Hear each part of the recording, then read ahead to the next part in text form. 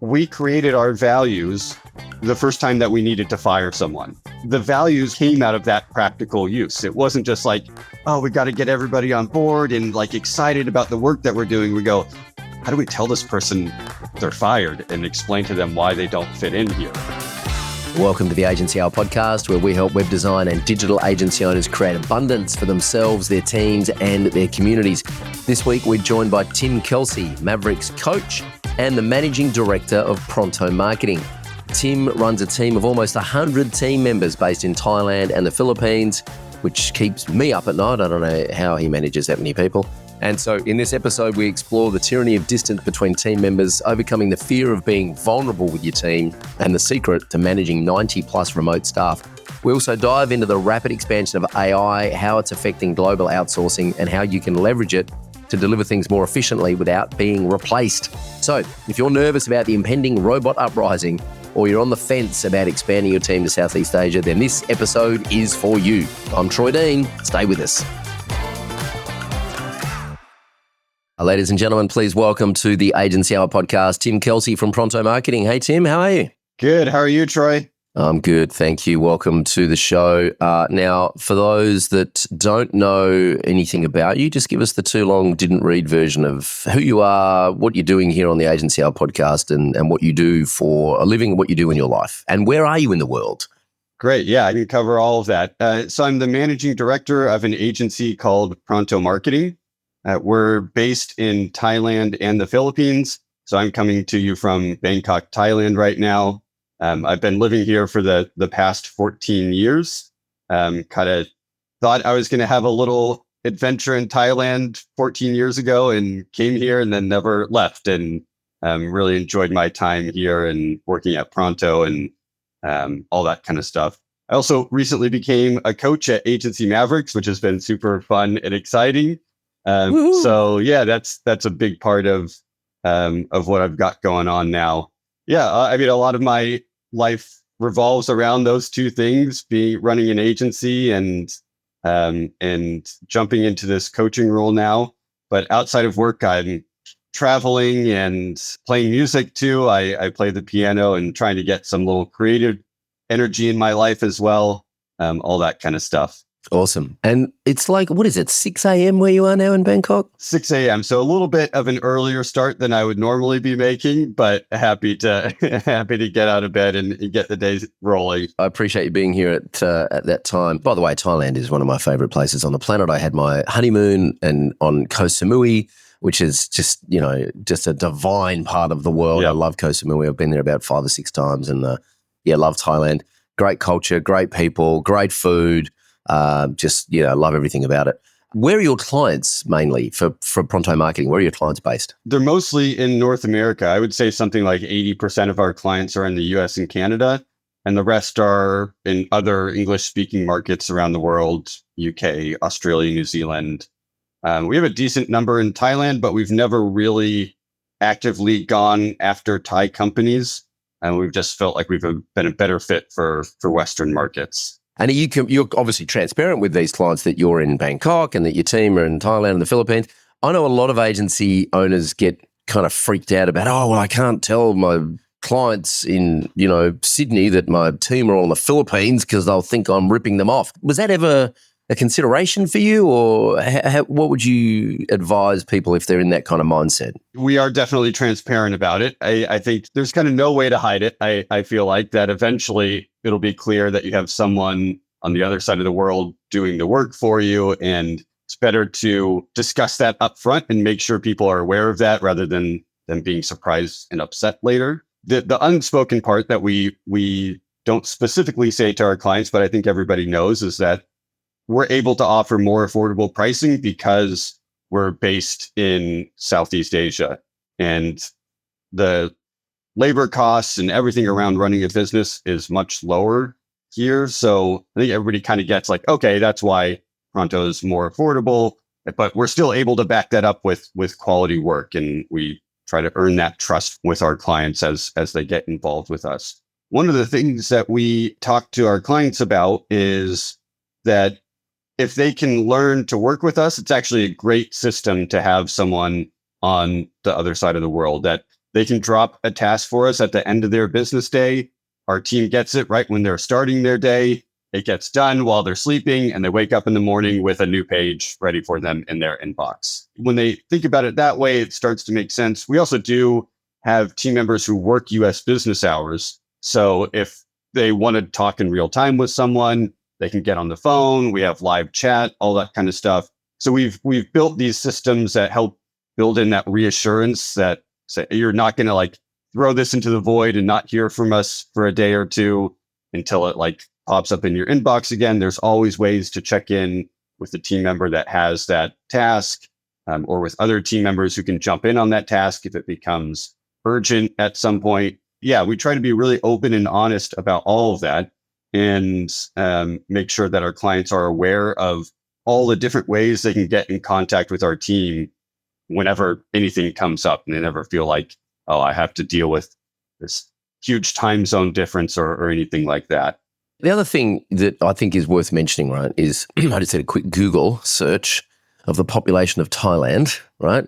And we're looking at 71 million in Thailand, and in the Philippines, 115 million. I'll just do a quick search of the population of India, 1.4 billion. Right. Now, there's about 26 million in Australia. So Thailand is 3 times the size of Australia. The Philippines is, 4 or 5 times the size of Australia. And India makes Australia look like a pimple in terms of population, right?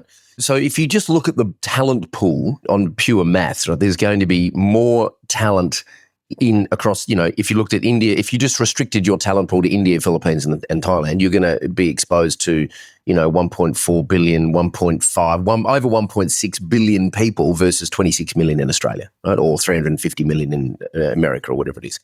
So your talent pool is bigger. The other thing is that I don't know what it's like in the States. Well, I kind of do know what it's like in the States, but I think it's worse in Australia. And I mean this with all respect. In Australia, not only to employ, a full-time developer is going to be costing you $80,000 to $100,000 a year, plus the, whatever they're entitled to in terms of annual leave and personal leave and public holidays and superannuations, another 10% on top of that. Right. And then there's also just this, and I mean this, and I know I'm going to get flamed for this, but I mean this because I've seen this happen, particularly post-COVID. It existed pre-COVID. The work ethic and the sense of entitlement, and I mean this, I'm not blaming anyone here. The reality is we live in Australia. We have this incredible lifestyle. We are a very lucky country. We've never really had to work very hard to survive, right? So we take a lot of stuff for granted. And we're also not geared up. Like in my experience, the Philippines particularly, where we have had a lot of staff in the past and we still have staff there now, they are geared up and they are actually skilling up and learning how to serve companies in Australia and the US and Canada and the UK in terms of doing back office work like admin tasks, development, design, video editing, all that kind of stuff, right? Australia, we're not interested in doing that. There's not a generation of kids growing up in Australia who are like, I want to be admin support for a marketing agency, or I want to be a developer, or right. There's a generation of Australians growing up who want to be entrepreneurs and want to be business owners, and they're drinking the Gary Vee Kool-Aid, or they're drinking the Tim Ferriss 4-hour work week Kool-Aid, and they're living at home until they're 25 and mum's still making them lunch. And I mean this respectfully, but this is just the economic fact, kind of sociological fact of the situation, is that not only is the talent pool bigger in Southeast Asia, but they are more focused on developing those skills. So what I find is that even if the population of Australia was 150 million, the percentage of that population that want to fill those roles is very small, right? And so not only does it make economic sense to look to Southeast Asia for talent, but it just makes numbers sense because there are more people in the talent pool who are skilled up to do those kind of roles. Does that make sense? Is that what you find as well? And I know people are going to burn me alive for saying this, and that's fine. I've got, broad shoulders. I'm a grown up. I can take it. Yeah, I do think there's a lot of Western workers who would look at the types of roles that we have and say, oh, that's beneath me. And I don't want to do sort of the grunt work and work my way up from there, where what we've found through our team members is that, yeah, they're happy to jump on board and take the roles that might feel like they're repetitive and boring to Western team member, but they take that, do it with enthusiasm, learn new skills along the way, and eventually grow out of that role. And I think one of the things that people assume about hiring in Southeast Asia is that you'll be able to find a doer there, someone who can do those repetitive process-based tasks. But I think people assume that's the limit of what they're going to do, and that, I mean, to a certain extent, yeah, you're always going to need those doers, and you'll be able to find people who are happy to do that sort of work. But I think you can also find those critical thinkers and problem solvers and great communicators as well. It just takes time to sort through all the candidates that are coming in, or it takes time to grow that individual within your organization and help them achieve what their full potential is. And then you can end up with really fantastic team members that, yeah, cost you a fraction of what they would to have. Okay, we have a senior manager in the Philippines now who oversees, I want to say, like 18 people or something like that. And she's easily one of our best managers and costs us a fraction of what it would to hire a senior manager in the US or Australia or anywhere in the West to do that exact same role. And so it is absolutely possible to like find those people who are appreciative of the, what others would call menial tasks, but also have them grow into these great team members who are contributing to the success of your business beyond just processing back-end admin tasks. They're solving problems for clients and getting on the phone with clients and all the things that you would expect from an Australian or American employee as well. Yeah. And I think there is, and again, I'm not kind of bashing a generation going, there's this, sense of entitlement. I think the way that we grow up in Australia is that we are fed all this information through the media and, social media and the internet and, conferences and, all the stuff that we see, that we feel like we're going to go to school, we might go to university, but we're just going to, in our early 20s, we're going to land in a management role, right? And we're going to have all this status and the people working for us and all this respect, right? Which is horse shit. I mean, you have to work your way up the ranks. Whereas in my experience employing people in the Philippines and India, we've never had staff in Thailand, but certainly India and the Philippines and Indonesia, is that there's this sense of gratitude that they're super grateful for the opportunity, super loyal, happy to work up the ranks and elevate themselves. I will also say that, I've hired plenty of people in Australia before who are doers and are not thinkers, right? And are not strategists and don't have a strategic bone in their body. I think making the grand statement of, well, we have thinkers and strategists here in Australia and the implementers and the doers that do the grunt work, which is a term I, don't like. But I understand that that's what a lot of Western companies and entrepreneurs think, is we'll just get someone offshore to do the grunt work. I think that's a misnomer. I think it's a misunderstanding. I think you living in Thailand probably gives you an advantage that you can develop those workers, those team members into those roles, right? Because I think the tyranny of distance does make it difficult. I know when I went to the Philippines and met my team for the first time, it was life-changing. It was all of it, we went out for lunch and we learned about each other's families and stories, and then all of a sudden you just care a lot more about the team members because you know them. So I think you living there probably gives you that advantage. It takes time to develop a team member regardless of where they live, right? And I know a lot of agencies have been burnt in the past with remote workers, ghosting them or, outsourcing the work to another agency or their cousins or whatever. And I think there is a lot of misunderstanding and a lot of bad experiences, once bitten, twice shy kind of thing, where agencies get a bit fruity about doing it again. But the economics, as I said, the economics and the talent pool just make it such a viable proposition. I mean, if you've got a smartphone in your pocket, these things are all made in China, right? If you deal with any bank or telco or insurance company, you're talking to someone in the Philippines in a call center, right? I don't know how long this is going to last. I mean, this is a whole other conversation that you're probably not ready for, but with the advent of AI and what's coming down the pipeline, do you think Western companies employing team in Southeast Asia at a cost benefit, do you think that's going to be around for the next 50, 100 years? It's hard to say in timelines like that. I do think Tim wasn't prepped for this, by the way. I haven't given Tim a script in advance, so I'm completely throwing a curveball at you, brother. I'm sorry. That's all right.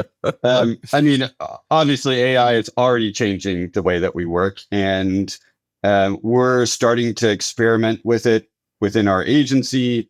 And we talk to our team members about it and are trying to get the point across to them that, hey, like AI, it's not that it's necessarily coming for your job, but if you're just the clock in, clock out, do my checklist every day kind of person, it will come for your job eventually.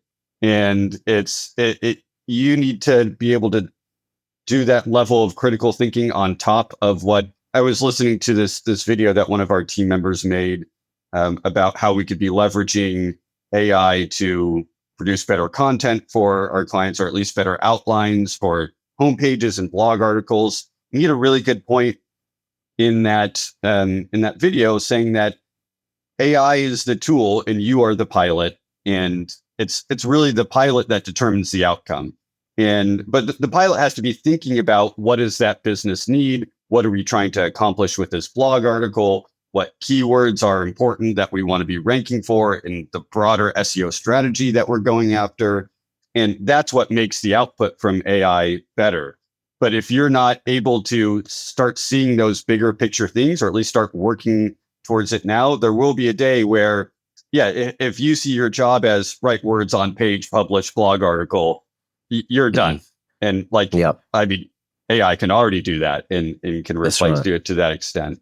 But if your job is communicate with the business owner, understand their goals, understand what's achievable within their market, and leverage AI as a tool to help you accomplish things more efficiently, then you're in a great position to be a person who can deliver value to that end client, sort of regardless of location. So I guess to answer your question, in the long run of what this all leads to for global outsourcing, I think it'll still exist, and it will just force everyone, regardless of where they are or what their role is, to step their game up into that critical thinking.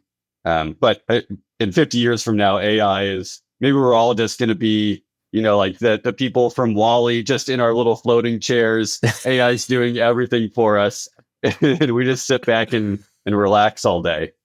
Yeah, just watch it unfold. It's interesting, isn't it? It's a fascinating time to be alive. I'm super grateful that I'm here to experience this, and I don't know where it's going to go, but it's going to be a lot of fun, and I think things are going to get pretty weird. How many on your team now at Pronto?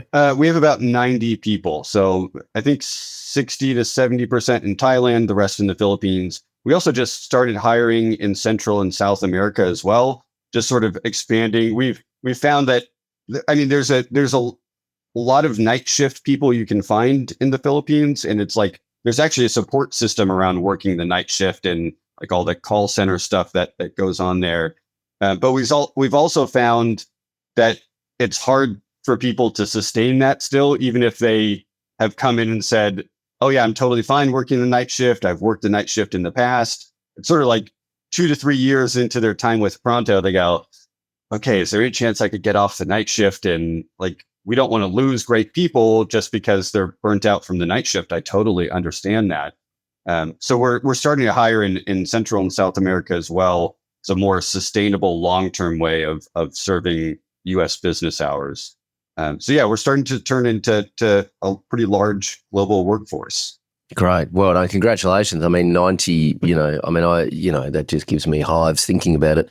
So well done. Now, before we pivot and talk about Mavericks, what's the secret to getting 90 odd people all moving in relatively the same direction, doing hopefully the right thing on the right day at the right time for the right client? Yeah.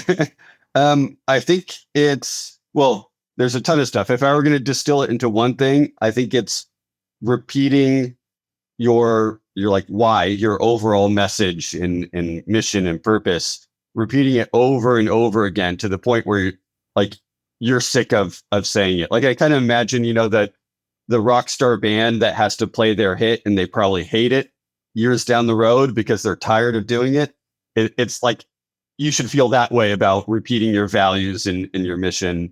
And it should be in company meetings. It should be in videos. It should be in systems that you run. Like our performance reviews, the questions that team members are answering or in peer feedback are based on our values. So there's a reminder built into our system with every review. These are the criteria your performance is being judged by. So it's ingraining that not only into the way you talk, but into the systems that you run every day with your team members that help them buy into what you're doing and what you're selling and how you're doing it, and start making that a part of how they work. There's never a perfect solution. Of course, we have problems at 90 people still, and someone goes off track or has issues with performance, and you deal with that person. But I would say for me, that's the biggest thing I've noticed that's had an impact on people kind of buying into that and living it as they start working on whatever we need to do. I'm going to play devil's advocate for a bit because I get it and I agree with you 100%. I've experienced it myself. It took me a long time to get there. For the first, 10 years of my entrepreneurial journey, I thought all that was a bunch of corporate woo-woo crap. And I can hear people that I know in our email list and in our Facebook group and listening to this podcast right now that would be going, that's a bunch of corporate woo-woo crap. Well, you want me to put my mission statement up on the wall and have those, inspirational photos of people rowing boats down the river with, determination written on it. You want me to, is that where we're going with this? Like, how would you, a young agency comes to you and says, there's me and 4 developers in the Philippines somewhere, and you want me to start talking about values and mission? Like, this is a bunch of crap. How do we, and I get it, but how do we quantify that this is actually the only thing we have to align humans and get them behaving in the right way? What would you say to the cynic? I'm a reformed cynic as well. And yeah, I always thought why wouldn't people just do their jobs and do it as well as I do and be great? Like isn't that what everybody wants? And you have to get in the mindset that people view their work differently than you. I mean, I think if you're an agency owner or someone who's like senior within your job role, there's something about the way you motivate yourself and drive yourself to push forward that not everybody thinks in that same mindset as you. And so all that, the values and mission and all that kind of stuff is really a communication tool rather than like a motivational tool. It gives you a structure for talking about the things that you need people to be understanding. But one really practical thing that I think the skeptics can take away is that we created our values the first time that we needed to fire someone. And we were thinking how do we even tell, we know this person's not a good fit. And it was partially a performance issue, but partially a culture fit also. And we need to be able to explain to them why you don't fit in with Pronto and what makes you, I mean, sure, you could be kind of cool and just say you're out of here, but we wanted to have a reason behind it, or make sure when we're making those bigger decisions internally that we have a process that we're thinking through, and our managers or even amongst our senior leaders have a shared communication, a shared language that can be used to talk about why this person isn't fitting in.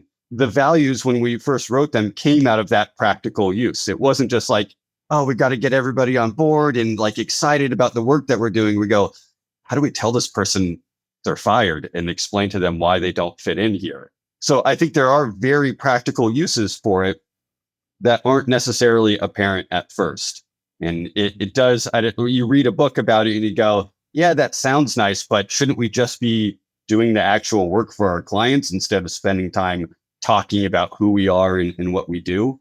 And I think maybe at a very small level, it's not totally necessary to have values and mission, but once you get to 10 people or something, like I think you already start to notice the communication pitfalls that start appearing, or especially if the team is international and you have remote employees in the Philippines, it takes that extra effort to get them to understand what the work culture is and what the expectations are of them. So I would encourage people to not just see the like motivational kind of let's get excited part of it, but also see the practical outcomes that can come out of having all these things defined and shared and understood by everybody. It even helps when like at this point, when a team has an underperformer, that it's not even necessarily the manager who has to call things out. There's a team member who will talk about how that underperformer is not meeting the values. They're not following our make things better value, or they're not being somebody that people can count on. And that like I said, that shared language just makes it easier for that team member to speak up and say, hey, I'm kind of worried about this other team member's performance. And then the manager jumps in and starts working with that person. So it just makes all the communication when there are problems so much easier for everybody to understand and get on the same page about. Yeah. There's two things I want to mention here. One is, I heard this great podcast. Can't remember what it was, maybe the Entree Leadership. But anyway, if you take someone who's only ever earned $50,000 a year and you pay them $80,000 a year and you take them out the back end of the car park and say, here's a bunch of bricks. Your job is to build a brick wall on this side of the car park. And when you've built it, knock it down and then take all the bricks over the other side of the car park and build a brick wall. And then when you've done that, knock it down and then bring all the bricks back over here and build a brick wall again. After 2 weeks, they will quit. Doesn't matter how much you pay them, because the work they are doing is completely meaningless and mind-numbing, and it doesn't matter, right? So people actually want to know why they're doing what they're doing matters. Why does this matter, right? Now, they might not know that consciously, but subconsciously they're seeking out that kind of meaning in their work, which is why the people that work in primary care in most countries around the world, nurses, teachers, early education workers, are the worst paid people on the planet. They work harder than anyone, but they get such meaning out of their work. They put up with the shitty pay and the conditions because, you know, that they get so much intrinsic meaning out of their work. Now, I'm not suggesting they should put up with it. I think we should pay them better, but you get my point. It's also the reason that people will get out of bed in the middle of the night and go door knocking to raise money for a charity or give out, you know, care bags to homeless people, or they'll also spend their weekends door knocking to raise money or raise awareness for a political party because it matters to them, right? Now, having said that, the problem, I think, is to have this conversation as a leader, right, as a business owner, requires you to be vulnerable. It requires you to open up your heart and soul to your team and say, hey, this is what's important to me. We're not talking about ones and zeros here. This is a right brain conversation. None of this makes sense.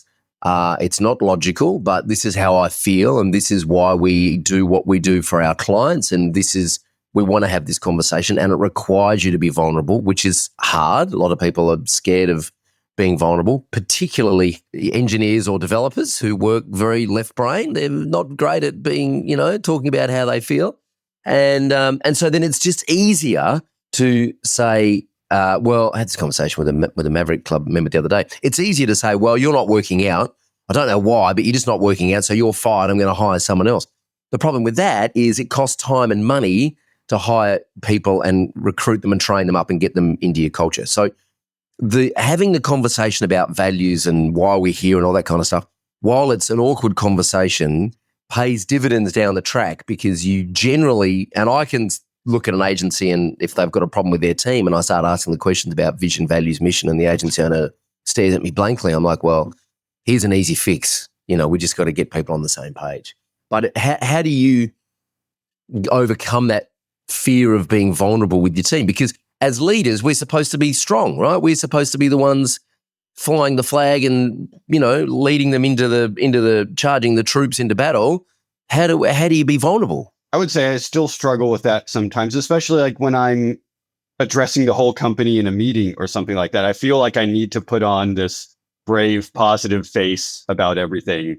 And I would say I become much more vulnerable when I'm in a one-on-one with someone or a subset of our team, or even more vulnerable when I meet them face to face. Like you talked about flying out to the Philippines and you go out to dinner with them and just the conversation's going, everybody gets a few beers. All of a sudden you're talking about like, oh yeah, I've been burned out and I'm worried about this kind of stuff. And like you become like start being way more honest.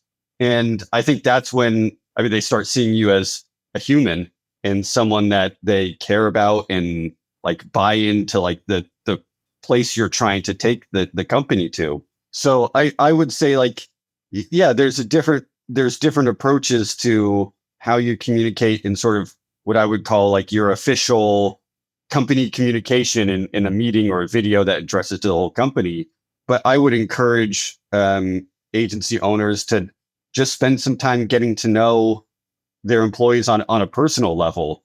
Or I've done things like we get together for outings. We bring the whole company together for like a team retreat once a year, and everyone gets settled into their own little cliques. And I kind of like make my rounds and I go, all right, ask me anything. And they like, by that point, everybody's a few beers deep and they're just like, what do you want out of Pronto Marketing, or why are you doing this? And I have this like really honest conversation with them. I'm not trying to say like everybody needs to get drunk to be vulnerable and build that, but that's sort of idea where like you have you put yourself in a situation where you're just talking about your life outside of work and how you feel about what you're doing and what you're worried about, what you're happy about, and ask those same questions of your team members. I think if you take the lead and show that vulnerability first, then it makes it so much easier for another team member later to come to you and talk about why they're feeling burned out, or if they don't understand something you're trying to communicate to the team. I think it builds this deeper level of trust when you can open up a bit. The other thing I'll say is that we've done, specifically like within teams, we've had them do kind of more open sharing. Like we've done, this sounds so cheesy, and I was mad when when it happened that our team members suggested it, but we've done like little sharing sessions where we talk about our lives. And I remember one in particular, we did this thing sort of like, what's on your plate? And it sounds so cheesy to describe this, but it was actually great. Everybody got a paper plate and we all like kind of drew the things that are going on in our life and what we're worried about and all this kind of stuff, and kind of made a little pie chart out of the plate and had these different things. And it's both things from work and outside of work. And then everybody shared that, and you learn so much about those team members, and you realize, oh, wow, you actually do have a life outside of like the Zoom meetings I have with you. And I mean, we all know that, like when you think about it, but it doesn't sink in till you hear someone talk about they're working because their parents are getting older and they want to be able to take care of them. And that's why they are so motivated, because they know that their parents retired for health reasons or something. And that's their source of motivation. And you go, wow, that's like a great, incredible thing to be motivated by. And it makes you appreciate those team members so much more. And it builds this sense of honesty within everybody, that now you understand each other as people and not just as employees of the same company. Totally. And, human first, work colleagues second. Since doing this as well, we know when we onboard a client who's not a good fit. We know, like, we can tell within a couple of weeks. Sometimes we can tell within half an hour. It's like, oh, God, this is not going to work because this client just doesn't have the same belief system that we do, which is fine. Nothing wrong with that. We're just not a good fit. We know that our team is not going to work well with this client because this client, for whatever reason, they might treat their team differently. They might not give a shit about the human element of the team, or they might just be driven by other things, right? I always kind of think it's weird, like, what is a company, right? A company, like, if you look at the word, company is like a collection of people. It's like you and I hang out, we're in good company, we're keeping each other company. What is a company? A company is a collection of people. One person is a solopreneur, a freelancer, a contractor, or whatever. Once you start working with a group of people, you become a company. And I think it's easy to kind of just, particularly in the West, I think it's easy to say, well, it's just business and it's not personal. I think it is personal. I mean, I spend most of my waking life working, Monday to Friday. I have a couple of days. I mean, Mondays and Fridays are pretty lazy for me, but even when I'm not working, I'm thinking about work because I own my own business. And so how can this not be personal? I don't understand. Like, I can't do this. I can't spend this amount of time doing this and it not be personal. It's 100% personal, right? And so I can't work on a team with people I don't gel with or who don't have similar beliefs or similar values. And I have had people like that in the past and, I don't work with them anymore. And so I think what it requires, I think, is a sense of self-awareness to be able to say to yourself, this is who I am and this is who I want to work with and this is the kind of work I want to do and the kind of impact I want to have. And it's okay if I meet people on my journey who don't share that. It's totally fine. We'll part ways as friends, but we're probably just not going to collaborate because we're not a good fit. And I love the paper plate exercise. It's a great way of getting to know people, but in a fun kind of non-threatening environment, which I think is the key, is to allow people to open up and feel safe about opening up, particularly culturally also. If, like Southeast Asia, it's very much about saving face, right? Their culture. And so you have to work, I think you have to work even harder to get staff in that culture to open up and be vulnerable because they're very proud and they see us as the Western employer in a position of power or status, right? And so you have to work really hard to make it okay for them to open up and be human. And I think the fastest way to do that is for you to open up and be vulnerable and be human first, because then you give them permission to do the same. Yeah, 100% agree. And yeah, I think there are some cultural barriers that get in the way there that you have to work a little extra to overcome. I mean, just sort of like a surface level example is that we'll sometimes hire someone new or be on an interview with a candidate and they go, "Hello, Sir Tim." And I'm like, okay, not Sir Tim, just Tim. It's fine. And yeah, but that's like sort of the business culture that is set for them. Like your boss is like, oh, this really high authority figure who should not be questioned is referred to as sir. But it's like, hey, no, man, this is like, just let's take a step back here and just relax. Like, let me tell you about my day and you can tell me about your day. And then we can get into the interview. You don't need to be so tense about, yeah. Yeah, how come you're so weird? I had staff in the Philippines for about 10 years who called me boss every single time. They called me boss in an email, in Slack, on Zoom calls. And after about 3 years of saying, don't call me boss, I was like, you know what? You want to call me boss, you can call me boss. That's fine. You can call me boss, because they were never going to stop calling me boss. I was like, all right, fine, you can call me boss. Hey, I want to just pivot the conversation a little bit. First of all, you're not the owner of Pronto Marketing, are you? Right. Yeah. So the company was founded by an American father and son team, who the father was already living out here in Thailand. The son moved over to help. I went to university with the son. He's one of my best friends. And he kind of roped me into what I thought was a 1-year adventure. It was 14 years ago. My poor parents thought I was just moving away for a year or something. And now I've set up my life here. But the father has since retired. The son is running a software company that's spun out of the agency a few years ago. So I stepped in to lead the agency going forward. Right. So you're managing director. Yes, managing director. Yeah. Great. Just quickly before we talk about Mavericks, you do offer a wide range of services to direct clients and also white label. Can you talk a bit about that? Yeah. So we focus a lot on website builds, website WordPress care plans. Everything we do is on WordPress.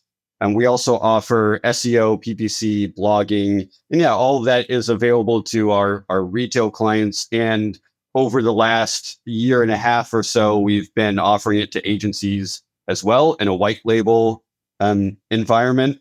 And that's been going really well. I've really enjoyed working with agencies. And I think we're in a position to help agencies who are kind of in that awkward phase where they're maybe not ready to hire a full-time employee to manage a couple of ad campaigns for them or something like that, where it makes sense to say, hey, come in and help. And like, I feel like there's kind of this awkward transition period for some agencies where it's cost prohibitive to hire a full-time person to do something when there's not enough work to justify all of that. so we can help them get through that. And if they graduate to having a full-time employee do the work that we've been doing for them, then I think we've helped them succeed and grow and achieved our goal that we had for them. Yeah, and it's not just the cost of hiring someone; it's the infrastructure that you need to build, and the processes, and the Slack channels, and the getting them onboarded and getting them trained up, and your way of doing things with your favorite page builder and your tech stack, and all that kind of stuff. So if you've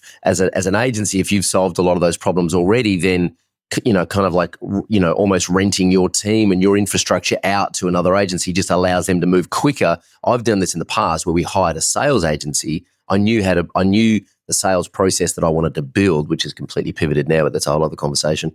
Thank you, AI.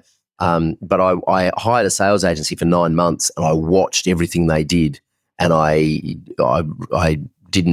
ignored about 80% of what they did because I didn't like it, but I picked out the cherries of what they did and I added it to my process, and eventually we hired our own sales team internally. So I think there is some merit with working with a white label agency, watching what they do, watching how they do it, looking at their efficiencies and kind of modeling what they do before you're ready to hire your own team, because a bad hire or a good hire with bad support can actually send you back 3 months, but also really, really damage your confidence. I know plenty of agency owners who are like, I'm just going to do everything myself because I've tried to hire people and they're all useless, right?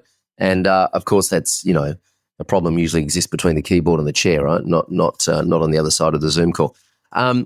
So I want to talk a little bit about Mavericks. How did you, first of all, I mean, you were a very successful agency, big team before you joined Mavericks Club. Why did you join Mavericks Club when you did, which was over a year ago now? What were you looking for, and why did you join, and how did you find us, and why did you join us? I think we had been living in our own bubble for too long. And we did a decent job of figuring things out on our own and making decisions and deciding what industries to go after and what services to offer. But as I stepped into it was around 2020 that I stepped into the managing director role. And I realized I was struggling to feel confident about the decision I was making in my new leadership role. And I felt like there was likely a ton of great advice out there that we could learn from, even though we had been around for over a decade. And we also wanted to start offering white label solutions. And I thought that was a great, specific goal rather than just saying, let's go learn things. We had a specific goal of, we want to launch white label solutions for other agencies. We actually don't know that much about other agencies. And let's go talk to them and get advice from coaches and be a part of a community that can help us out. So that was the big catalyst, where we had been in this bubble and I felt kind of alone, personally, as I stepped into this leadership role, I went from having a bunch of peers that I could talk to and be honest about a lot of things, to being a leader of a company where, I was still honest and vulnerable with them, but there's also a lot of weight on your shoulders as a leader. And I mean, the owners were there to support me for sure, but I felt like I needed a place where I could just talk to other agency owners who were in the same situation I was. And I mean, where I could be really honest about problems I have with team members or running the business or making big strategic decisions, where I maybe don't want to be that vulnerable with one of our team members because I don't want to have them lose confidence in the direction that we're going, or see me feeling unsure about a decision that I'm planning to make. And that's where I found a lot of value in Agency Mavericks, or the idea of having a coach and a community to be a part of. I found Mavericks just through a bunch of searches, and talked to some other similar coaching companies. But what I loved about Mavericks was there's two things. One, I really liked that it came from WordPress roots. WordPress is in our roots, and WP Elevation is the roots of Mavericks. And there was one other thing that came up on my call with Damien when I was first learning about Mavericks. I asked, well, what do all these people get out of it? Why would people be honest about things? Or why are these coaches who run their own agencies, like, why would they share their secrets? Like, aren't we all competitors in a sense? And Damien said something great to me that you come from this mindset. He specifically mentioned you in this, Troy, that you come from this mindset of abundance, that there's more than enough work out there for all of us. And like, we're so much better off as a group if we are honest with each other and share and learn things together. And I've never come across a Maverick in like a competitive setting where I've had to bid against them or anything like that. And if I did, I would feel totally comfortable going to that Maverick and say, hey, let's talk about how we're going to approach this and make sure we're not hurting each other's feelings or anything like that. But that was the thing that like convinced me, like, okay, this is like actually the right place for me, that it's this positive mindset and not like, oh, we got to go get him and we got to fight each other for whatever's out there. It's like, no, there's so much work out there. Like, there's never going to be like this shortage of work that we have to fight over. And if that's the case, we might as well help each other and share and do what we can to make each other's agencies better. Yeah, I'm glad that came through. I've been in many masterminds and programs myself over the years, and spent a house deposit really on professional, and in Australia that's a lot of money, and on professional development over the years, and most of them end up like a pissing contest or some kind of war room mentality where you're in there to like, I mean, some of the conversations I've seen in other Slack channels are just disgusting, to be honest. Like the way that people talk about clients and it's very much a kind of a caveman, like let's get out there and kill the pig and drag it home to the cave kind of mentality. And that's not where I come from. That's not who I am. And so maybe that's why I was attracted to the WordPress movement when I first found it in 2007, 2008, is that open source mentality. It blew me away when I've discovered the plugin repository for the first time. I'm like, hang on a second, I feel like I'm cheating. This is a backdoor that I found where I can access all these plugins for free and I can ask a question in the support forum and other developers come in and help me for free. Why are they doing this for free?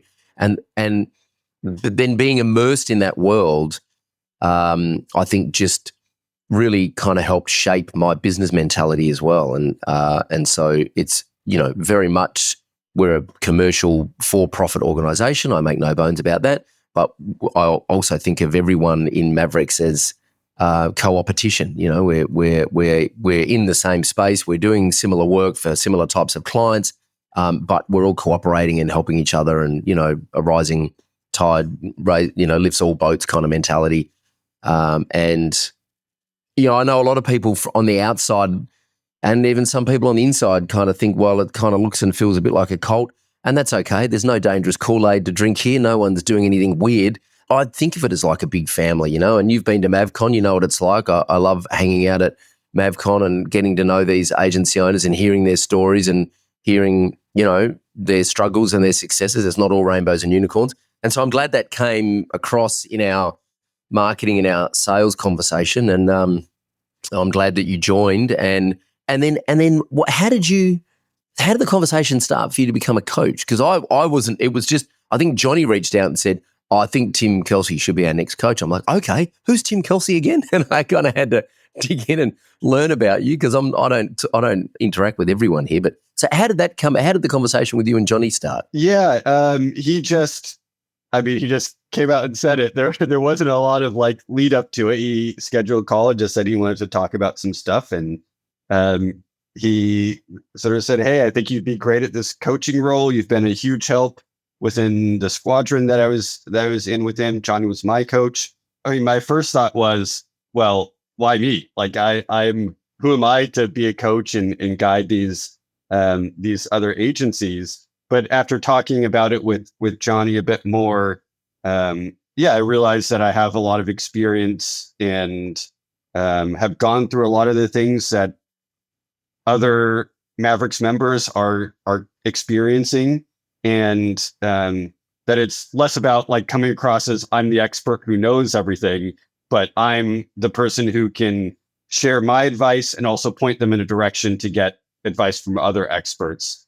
So yeah, as Johnny and I talked about that a bit more and what it's like to be a coach, I thought it was an opportunity that I could be excited about and enjoy doing. I mean, I've always enjoyed coaching people within Pronto, and like I work closely with all of our managers, and we've promoted a lot of our managers from within. So I coach them through the process of becoming a manager, and I've enjoyed that aspect of my role at Pronto. So it was just it felt like a natural step to take that into coaching agency owners.